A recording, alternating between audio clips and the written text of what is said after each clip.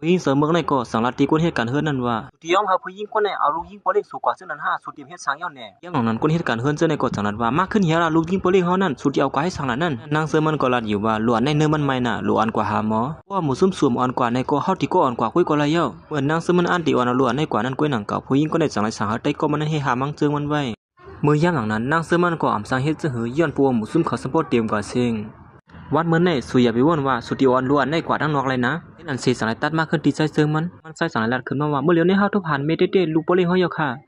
ยันนั้นมันใส่ก่อนเน้นลูกขึ้นมาเสียด้วยเสียนหมายนั่นกำเหลียวเหมือนมันใส่เลยหู้ซื่อนั่นย่อก็เปลี่ยนอันจุ่มซื่อลงไว้เสียลัดขึ้นมาว่าเมื่อเลี้ยวในเขาอยู่ที่เลยย่อหล่ะในเมื่อเลี้ยวในเขามีที่เฮิรนโปเล่ห้อยค่ะใส่ก่อนเน้นเลียนปอกมือไหวปีเจอนั่นก็ยามนั้นนางเสมันก็สังไรทุกย้อนตีเขาซื่อในปล่อยให้มันนางอ่อนล้วนในกว่าห้องยาเสกำในอยู่ปล่อยเฮากว่าที่ห้องยาเสกำสามารถปล่อยไว้ซื่อในได้ล้วนในไรยะลาไว้นะก้วยกาเมื่อย่ำนั้นหมู่ซุ่มเขาซื้อในก็ย่อมปันนั่งซื้อมันกว่าเสียมกะไปเฮ็ดให้ป้าดีนั่งซื้อมันป้าเถียงก่อนเยาก็สังรัดว่าเอาล้วนนั้นมาปันเฮาย่ำนั้นนั่งซื้อมันก็ฮู้เตรียมเสยอยู่ว่าล้วนก็ได้เป็นลูกมันนั่นแหละสังรัดขึ้นมาว่าอย่าปีมาเอาลูกเข้ากว่ารัดเขาก็ได้ขึ้นมาเลยซื้อหือแล้วได้สู่เป็นก้นสั่นเตี่ยมแล้วได้เป็นลูกสูลาลิวาเตเมอผู้หญิงเสมอนั้นก็สังไรขี่มันลูกมันนั่งกว่าเสียอีนาวมันนั่งปีนตาหายลงกว่ากำเหลียวอยู่เย้าน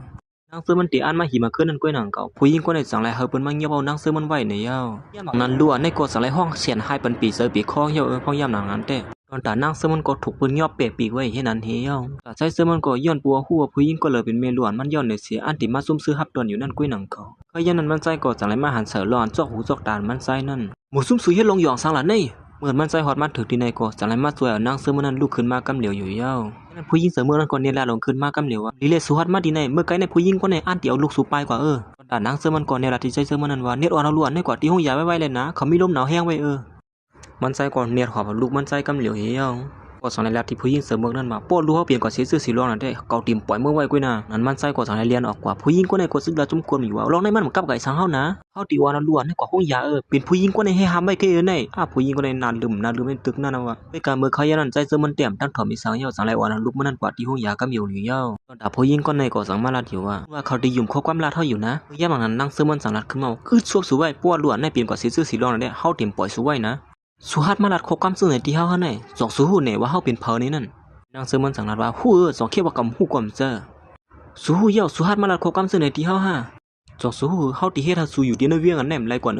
ย่ำหลังนั้นนางเสมันสังลัดว่าเฮาอยู่ดีเลยกว่าแล้วมื้อเหลียวเฮามีกว่าเหลียวกว่ากินข้าวกันเลยกว่าแล้วก็มันก็สังลัดขึ้นมาว่าเมื่อไกลเฮาได้ลัดกว่าส้มกวนเขาว่าตั้งศีลตั้งมนนั้นเป็นย้อนปืนสูปอกเขาปอกไม้นั่นแหละสู้หูขี้หูตัวสูกว่านางเสมันก็สังว่าเฮาบ่นถึงว่าสูตรเป็นก้นน้ำมีตั้งอายที่เตวว่าซึ่งไหนความรัดตั้งสีตั้งหมดเป็นสูกว่ารัดก็ปิดสไลมันเนเสือเฮาน่าอายเตมนางเสมันติไปออกก่อนก้อยหนังเก่าผู้หญิงก็ได้สังไรให้หาไม่เทียงเสียก็เข้าไปปอกมาในสูตรดีกว่าตั้งเลิมไปไล่ผู้หญิงหลังนั้นก้อยหนังเก่าใส่เสื้อมันก็สังไรกับสืบมาหามันนางสู้อย่าไปกว่าตั้งเลิเปิดที่เฮือนเฮาไว้หน้าในอยู่ผู้หญิงหลังนั้นผู้หญิงคนในก็สังวนว่าใส่เสื้อมันนั้นตีมาเอาตั้งพิษนางเสื้อมันอ่ำห่างในอยู่เพราะว่าอยู่ยาวเขาตีมาเอาตั้งพิษส่วนไหนก้อยกาหมูซุ่มเขาหูหลอนใส่เสื้อมันให้หามนางเสื้อมันไว้นั่นวันเมื่อในเขาได้เปิดด้วยว่าเขาได้ปันตามสู่ซื่อหือในนั่นยันคนเหตุการณ์เคลื่อนก่อนเนียนมาหับตอนผู้หญิงเสริมเมือกนั่นกำเหลียวเยอะแต่นางเสื้อมันก็วนอยู่ว่าใส่เสื้อมันตีมาเอาตั้งพิษมันร้องในนั่นได้อยู่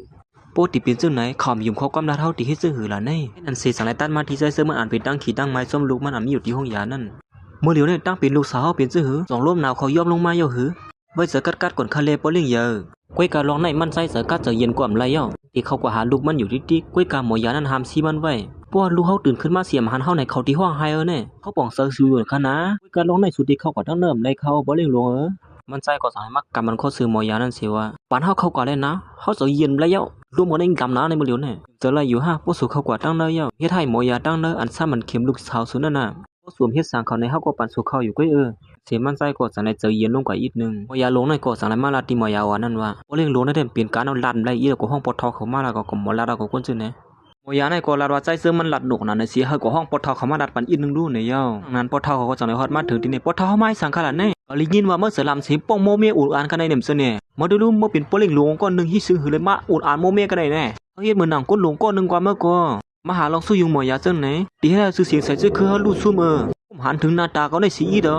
ยันปอทอเขาก็สังไรมายอดตั้งควางที่หมอยานั้นเต้นต่างมันซ้ายอำเป็นสังฆะอำเป็นสังฆะเมื่อเหลียวในลูกค้าอยู่ดีค่ะพอเขาได้ยินจังนั้นนี่ก็เป็นตุกเสือลงกว่ากำเหลียวหิเยาโมยาเนี่ยยอดยาปันล้านอ่อนก็อีกนึงดูสุยอดยามได้แต่ยาว่ากำปันฟังสุเกละยันปอทอเนี่ยก็จังไรนั่งซ่องลงกว่าให้นั่นเฮียสามเสือนั้นได้เกาตีนั่งที่ไหนตื่นกว่าตั้งเลยละ หมอยาในก็จังนั้นว่ามันดึงตีหายอยู่ข้าพอเท่ากุ้ยกาตัวเจอเข้าย่ำอีกนึงค่ะอ้อเจอเข้าย่ำในตีเจอเข้าย่ำกะหือเลยพอเท่าในก็จังนั้นว่าตีเฮมันหายย่ำมือเหลียวในเข้าย่ำมือเหลียวในป้อมเฮมันหายมือเหลียวนั่นเด้อตื่นไรล่ะนั่นใจเจอมันก็จังนั้นที่พอเท่ากันนั่นว่าทอมกูสลีนาตาคนที่นั่นน่ะเฮือนเฮารู้ซุ่มคาเฮ็ดจังไหนเขาตื่นเขาเสือย้อนเฮาลานอ่อนเขาดีกุ้ยก็ป้อยว่ะล้วนก็เรียกก่อนกุ้ยมีลมหนาวจังไหนตีคันเจอก็หืมหูอย่าลงในก็จังนั้นว่านำถึงว่าพอเท่าของแค่หน่ายลันใจมันก็บ่ไกลนั่นแต่ก็อย่าไปก็ห้องมาละเมื่อน่าเจอก็นี่มื้อยามนั้นใจเจอมันก็จังนั้นว่ามันโทรหันเมล้วนมันใจเย้านี่อยู่ใจก็จังนั้นเมปอเท่าเขาว่าเป็นผู้หญิงก่อนปอเท่าของห้องมานั่นนี่อยู่เท่าก็เป็นยินซ่วมสีลัดขึ้นมาเขาบ่ว่าอยู่เย้าเลยที่สังในล้วนก็ได้หน้าตามันไปแปลกๆปึ้งๆให้ก็ว่าเลยโมหลีเดียวอ่ะปนนั้นแท้เขามีหลานเป้อปนไหนปอเท่าก็จังนั้นที่มันใจเมื่อได้ว่ากรรมหลีเดียวในปนไหนเด้ยันนั้นปอเท่าก็จังได๋ถามหานังซึ่งมันเฮ็ดสั่งมาซ่อมหลานในเย้า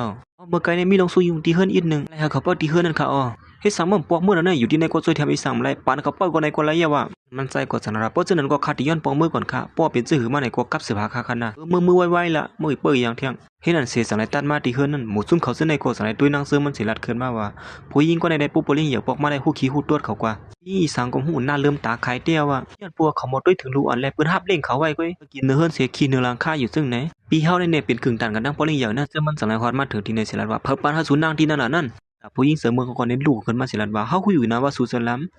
ก้อยก็ว่าตั้งเสียงตั้งหมดนี่มันเป็นย้อนปัวผู้หญิงคนไหนเก้เขาป้องในเขาในก็กว่าป้องในเขานั่นแหละนางเสือมันก็อ้างได้ซับเลี้ยงในใจเซิงมันเพราะฉะนั้นใจเสือมันก็จังไรเอกหลาบันมันนางหลอนมันใจเอกหลานั่นแต่ก็หลอนนางเสือมันปล่อยเป็นลูกเขานั่นกุ้ยหนังเก่าผู้หญิงก็ได้จังนั้นว่าสุดที่เทียงอีสางแท่งย้อนปัวสุดด้วยถึงหลวนลีนั่นน่ะเฮ็ดให้หลวนนำอยู่ลีเมื่อชัวเมื่อไว้รู้เมื่อเวลาน้ำรัวมันก็จังไรครับผู้หญิงเจอมือนั้นออกกว่ากำเหลวอยู่ยาวไปทางเลยสลัมตัวเฮาบ่เป็นแต่ไหนอันไหนถึงดีสลัมนั่นเป็นผู้หญิงกว่าไหนเก้เจอมันสำหรับผู้หญิงกว่าไหนเป็นแม่นางเฮาที่สลัมเขาให้สร้างน่ะ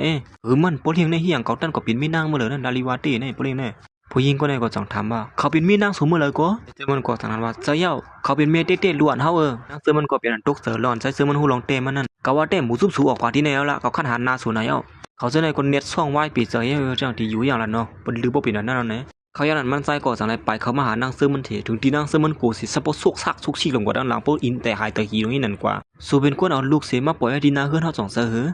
มันนางก็ย่ำหาบเลยลองตั้งกูกวนเสเฮาเจ็ดด้วยกูซื้อกูลองเหย่าพื้นเปลี่ยนสวมห้างเขาฮู้ได้ยาว่าสุดที่ไปกว่าตั้งเหลือเที่ยงมันนางก็จังนั้นว่าจะว่าเฮาเข้าไปตั้งแล้วนะหล่อนเฮาเอาลูกมาปั่นสูนั่นย้อนปัวเฮามีเงินตอนดาเตด้วยถึงลุ่มลาลูเฮาเลี้ยงลูลุ่มลาขอมไล่เลยเฮาเฮ็ดจังนั้นนั่นน่ะส่วนมีเงินเฮ็ดสังไรสู่สำลัดเฮามีเงินเฮาตื่นเลี้ยงลูลุ่มลาด้วยถึงสุดตั้งสงก็มีลูกลายอยู่ยาว่ามือตายหรอบ่ได้ฮู้จักกันดีค่ะแลว่างไปฮู้จักกันเลยก็จำเอาแทงกำไหนปอไหนเฮ้ยอย่าไปเฮ็ดจังนั้นแหละมื้อเหลียวได้ล้วนตึกอยู่ลิมิตที่ห้องยาที่เก็บขึงลายแทงให้แหนมจะลายอยู่สูบ่าเฮาดีกว่าห้องยาซ้ำสูเนาะปานนั้นเพราะฉะนั้นก็มาเลยเฮาก็ซ้ำกันแล้วก็สั่งเลยยื่นมือหานางเซิงมันตอนตานางเซิงมันก็เอามือกว่าลอยให้นั่นไว้เซิงเพิ่นเตะใจยิบมือสาวนั่นน่ะนี่นั่นสิเขาตั้ง2ก็สั่งเลยฮอดมาถึงที่ห้องยาแน่บ่เล่นค่ะมื้อเหลียวได้ลมหนาวล้วนย่อมลงยกค่ะทั้ง2ตึงยินซ่วมอยู่นั่นก้อยหนังเก่าบ่ยาจังว่าก้อยก็ว่าปวดเขาได้ซับซึมยังอีดออดค่ะก้อยก็อย่าไปไม่เจอถ้าล้วนน่ะอยู่ที่ห้องยาหมอให้วงนี่แท้ตื่นเดี๋ยวหายมาหั่งหายแชบ